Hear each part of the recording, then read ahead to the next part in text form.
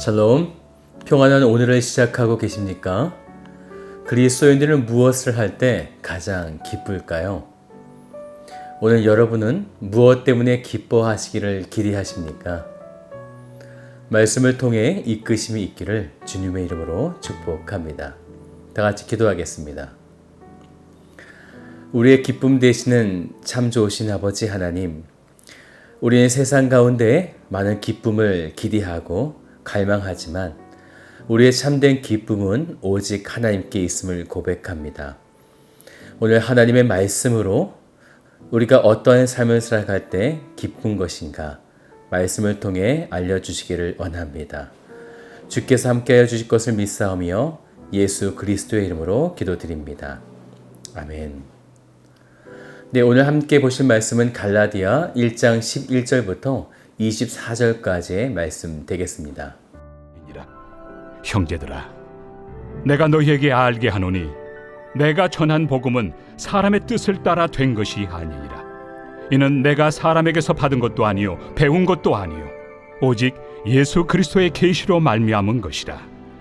내가 이전에 유대교에 있을 때 행한 일을 너희가 들었거니와 하나님의 교회를 심히 박해하여 멸하고 내가 내 동족 중 여러 영갑조보다 유대교를 지나치게 믿어 내 조상의 전통에 대하여 더욱 열심히 있었으나 그러나 내 어머니의 태로부터 나를 택정하시고 그의 은혜로 나를 부르시니가 그의 아들을 이방에 전하기 위하여 그를 내 속에 나타내시기를 기뻐하셨을 때 내가 곧 혈육과 의논하지 아니하고 또 나보다 먼저 사도된 자들을 만나려고 예루살렘으로 가지 아니하고 아라비아로 갔다가 다시 다메섹으로 돌아갔노라. 그 후 3년 만에 내가 게바를 방문하려고 예루살렘에 올라가서 그와 함께 15일을 머무는 동안 주의 형제 야고보 외에 다른 사도들을 보지 못하였노라. 보라, 내가 너희에게 쓰는 것은 하나님 앞에서 거짓말이 아니로다. 그 후에 내가 수리아와 길리기아 지방에 이르렀으나 그리스도 안에 있는 유대의 교회들이 나를 얼굴로는 알지 못하고 다만 우리를 박해하던 자가 전에 멸하려던 그 믿음을 지금 전한다 함을 듣고 나로 말미암아 하나님께 영광을 돌리니라. 사람은 자기가 경험한 것을 신뢰하죠. 경험 속의 실패와 성공의 방법을 터득하고 점차 실수하지 않게 되기 때문입니다. 그래서 나이가 들수록 그러한 경험은 삶의 지혜가 되기도 하지요. 이것이 어른들의 지혜를 듣는 이유가 될 것입니다. 오늘 우리가 함께 보고 있는 갈라디아서는 율법으로서 의롭게 되는 것이 아니라 믿음으로 의롭게 된다는 이신득의를 강조하고 있는데요. 사도 바울이 이렇게 확실하게 고백할 수 있었던 것은 그의 경험 때문이었습니다. 자신이 과거에 어떤 사람이었는지 갈라디아 교인들에게 소개하고 있죠. 13절을 보시겠어요? 내가 이전에 유대교에 있을 때에 행한 일을 너희가 들었거니와 하나님의 교회를 심히 박해하고 멸하고. 계속해서 14절도 보세요. 내가 내 동족 중 여러 영갑자보다 유대교를 지나치게 믿어 내 조상의 전통에 대하여 더욱 열심히 있었으나. 사도 바울의 경험이 어떤 거죠? 유대교에서 율법의 전통을 따랐던 자이죠. 그는 믿음으로가 아닌 율법을 지킴으로 구원을 얻는다고 생각했던 사람이었습니다. 지금 갈라디아 교인처럼요. 자신이 과거에 행했던 일들을 이 교회가 똑같이 행하고 있는 것입니다. 그래서 사도 바울은 그들에게 자신의 치부를 드러내고 있는 것이죠. 자신은 하나님의 교회를 심히 박해하고 멸했던 자라고요. 사도행전 7장에 보게 되면요. 스데반 집사가 돌에 맞아 죽게 될 때 사도 바울은 젊은 청년의 때였습니다. 사도행전 7장 58절을 보게 되면 성 밖으로 내치고 돌로 칠세 증인들이 옷을 벗어 사울이라 하는 청년의 발 앞에 두니라. 당시의 종교 재판의 처형 방법은요, 피고인을 절벽으로 데리고 가서 떨어져 죽게 하는 방법이었는데요.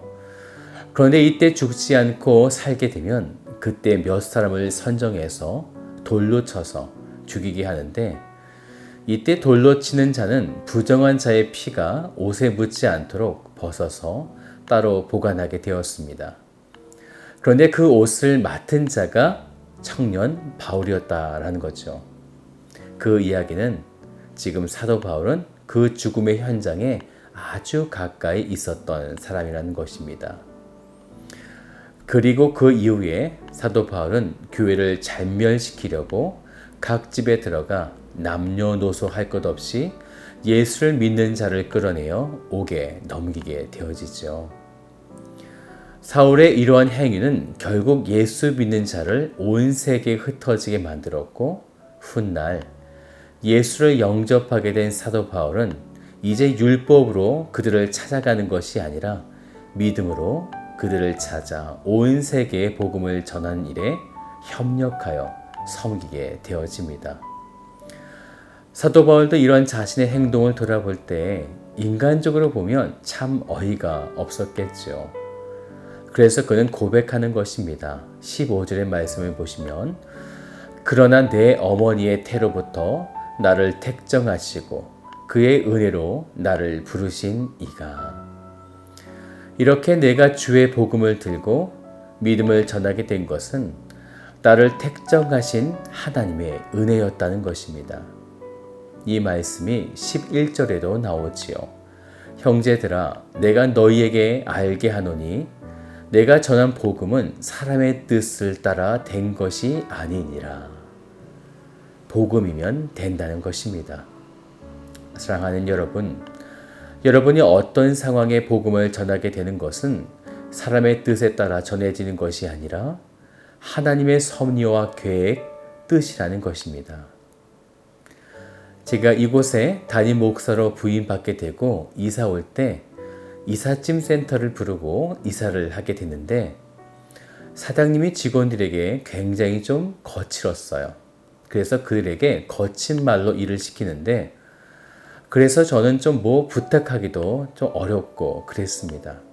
하지만 열심히 일은 잘해 주셨습니다.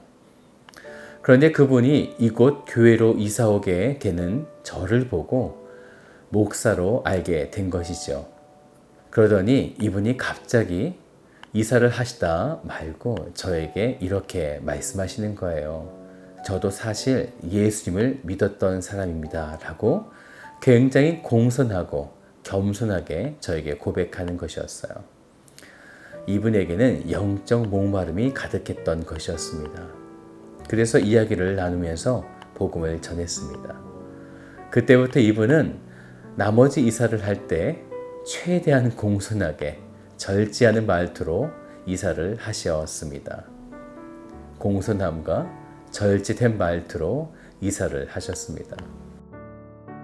사람이 뜻이었을까요? 하나님의 인도하심이었겠지요. 여러분이 복음을 전할 기회에 감동을 주실 때에 기꺼이 기대하는 마음으로 전하시기를 부탁드리겠습니다. 그것이 하나님의 뜻입니다. 이제 사도 바울은 예수 믿는 자를 죽이려고 다메섹 도상까지 쫓아갔으나 그곳에서 예수님을 만나게 된 이후에 3년이 지나 그가 복음을 전하고 있다는 소식이 유대의 교회들에게 퍼져나가게 된 것입니다. 23절을 보세요. 다만 우리를 방해하던 자가 전에 멸하려던 그 믿음을 지금 전한다 함을 듣고, 과거에는 율법을 따르고 믿음을 핍박했던 자가 지금은 오히려 그 믿음을 전하고 있다는 소식이 지금 온 유대 교회에 퍼져나가게 된 것이죠. 그때 많은 그리스도인들은요, 24절 말씀을 보니까 나로 말미암아 하나님께 영광을 돌리니라. 그들의 고백은 이런 거죠. 사도 바울을 이렇게 바꾸어 주시는 분은 오직 하나님이십니다. 하나님이 그렇게 하신 것입니다 라고 영광을 돌리는 것입니다. 사랑하는 여러분, 사람은 바꾸지 못하지만 하나님은 사람을 바꾸십니다. 성경의 역사를 보세요. 하나님은 끊임없이 사람을 하나님의 능력으로 바꾸셔서 사용하셨습니다. 아브라함을, 모세를, 야곱, 베드로, 엘리야, 그리고 예수님께 병고침을 받았던 수많은 사람들이 이제 각자 처소에 들어가 복음을 전하게 되어졌습니다. 사랑하는 여러분, 하나님께 쓰임받는 사람은 온전하고 완벽한 자를 사용하시기보다 연약하고 부족하고 강팍했던 자를 하나님의 뜻에 따라 복음을 통해 변화시키시고 사용하십니다. 오늘 부족한 우리들이 하나님을 위해 아름답게 사용되시기를 주님의 이름으로 축복드립니다. 다 같이 기도하겠습니다. 참 좋으신 아버지 하나님 감사드립니다. 연약하고 부족했던 우리들을 사용하셔서 하나님의 영광의 복음을 전한 일에 우리를 이끌어 주시니 감사드립니다. 오늘 하루 동안 하나님께서 우리를 통하여 하나님의 그 영광스러운 복음을 어떻게 전하도록 이끄시겠습니까? 우리에게 감동 주시는 대로 우리가 믿음으로 순종하며 주 앞에 나가기를 원합니다. 오늘 하루의 삶이 그런 복된 삶이 되도록 주께서 붙잡아 주옵소서. 함께하여 주실 것을 믿사오며 참 좋으신 예수 그리스도의 이름으로 기도드립니다. 아멘.